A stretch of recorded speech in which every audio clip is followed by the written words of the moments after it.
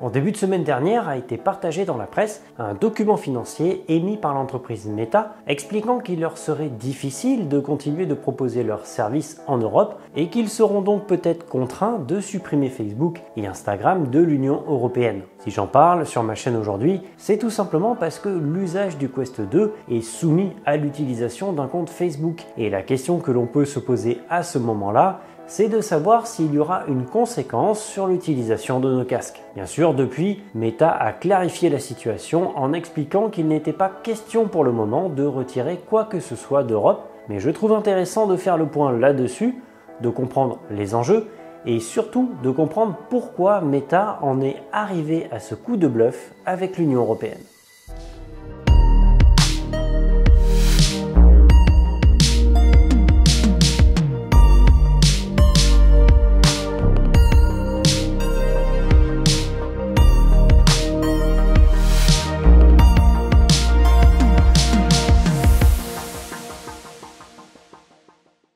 Et pour commencer, nous allons parler du Privacy Shield qui est au cœur de cette affaire. En octobre 2015, la Cour européenne de justice déclare invalide l'accord Safe Harbor qui permettait de légiférer le transfert des données utilisateurs entre l'Europe et les États-Unis. Cette décision est prise suite au dépôt de plainte de Max Schrems, un activiste autrichien militant pour la protection des données privées, mais ça, j'y reviendrai plus tard. Rapidement, des négociations sont engagées entre les deux parties afin de mettre en place un nouvel accord qui serait jugé plus équitable dans le traitement de ces données. Le 25 février 2016, une étape importante de la création de ce nouvel accord est franchie, avec la validation par le gouvernement de Barack Obama de la loi sur la réparation judiciaire qui permet aux citoyens de l'espace économique européen d'intenter une action aux États-Unis lors d'une violation du droit de la protection des données personnelles. Ce qui n'était absolument pas le cas avant. C'est d'ailleurs ce qui rendait le Safe Harbor totalement inéquitable, puisqu'une fois que les données étaient aux États-Unis, un citoyen européen n'avait plus aucun recours juridique. Le 8 juillet 2016, la version finale du Privacy Shield est approuvée par la plupart des États membres de l'Union européenne, à l'exception de l'Autriche, de la Croatie, de la Slovénie et de la Bulgarie. Et enfin, le 12 juillet 2016, la Commission européenne adopte officiellement ce nouvel accord.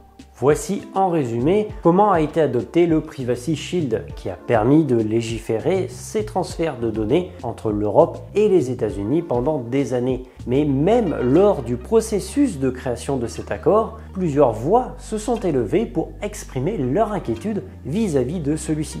Le 13 avril 2016, le G29, un groupe de travail consultatif de l'Union européenne sur la protection des données, indique que ce nouvel accord offre de nettes améliorations par rapport au précédent, mais qu'il reste encore 3 points importants qui posent problème. La suppression des données, la collecte de quantités massives de données et enfin la clarification sur les pouvoirs et l'indépendance du médiateur. Ensuite, le 30 mai 2016, soit peu de temps avant l'adoption officielle, Giovanni Buttarelli, le contrôleur européen de la protection des données, a rendu un rapport expliquant, je cite, « La proposition du Privacy Shield est un pas dans la bonne direction, mais ne prend pas suffisamment en compte, dans sa rédaction actuelle, de notre point de vue, toutes les garanties appropriées pour protéger le droit européen des individus à la vie privée et à la protection des données, notamment en ce qui concerne le recours juridictionnel. » Et enfin, le 25 octobre 2016, soit peu de temps après la validation de l'accord par la Cour européenne, plusieurs associations françaises ont déposé un recours devant le tribunal de l'Union européenne pour invalider cet accord. Elles considèrent qu'il permet la collecte massive et systématique de données personnelles par les autorités américaines au-delà du strict nécessaire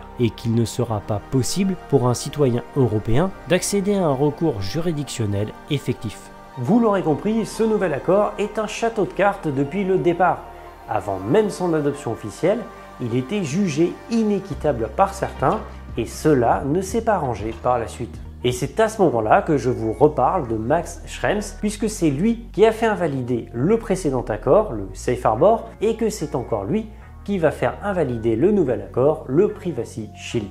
Ce qui est fort dans cette histoire, c'est que ce sont les dépôts de plainte de Max contre Facebook qui ont permis l'invalidation le 16 juillet 2020 du Privacy Shield. Mais ces dépôts de plainte, il les a fait le 2 décembre 2015, soit bien avant l'adoption officielle de cet accord, le 25 octobre 2016. C'est aussi pour cela que je parlais de château de cartes tout à l'heure. Avant même son adoption, l'accord était voué à l'échec et à être invalidé par la Cour de justice de l'Union européenne. Bien sûr, je vous ai résumé cette histoire dans les grandes lignes afin que la vidéo ne soit pas trop lourde. Mais comme d'habitude, si vous souhaitez aller plus loin, vous trouverez en description l'intégralité des sources qui m'ont permis d'écrire cette vidéo.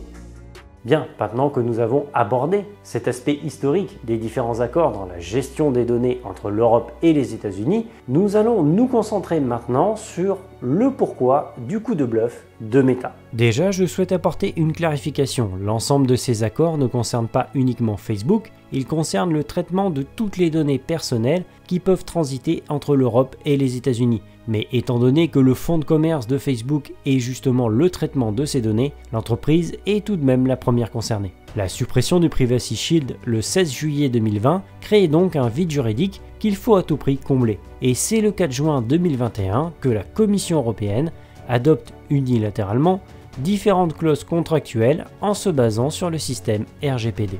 Et c'est justement ce qui pose problème à Meta, étant donné que ces clauses sont bien plus contraignantes que les précédents accords. Là encore, je vais résumer la situation étant donné qu'il y a eu d'autres affaires et que même la CNIL irlandaise rentre en ligne de compte. Mais il faut comprendre que l'ensemble de ces décisions remet totalement en question le business model de Meta. En effet, depuis le départ, l'entreprise gagne de l'argent sur l'ensemble des données personnelles qu'elle récupère auprès des utilisateurs en les revendant aux différentes entreprises intéressées.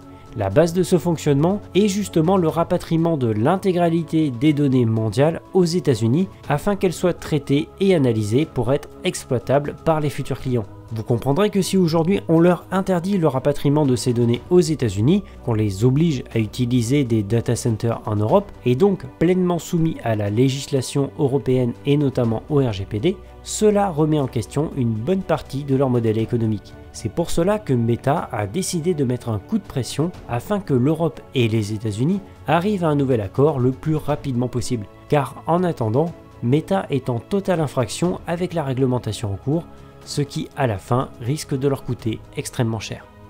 J'espère que cette vidéo vous aura plu. N'hésitez pas à laisser un commentaire, à vous abonner et moi je vous dis à la prochaine sur Poste Vert.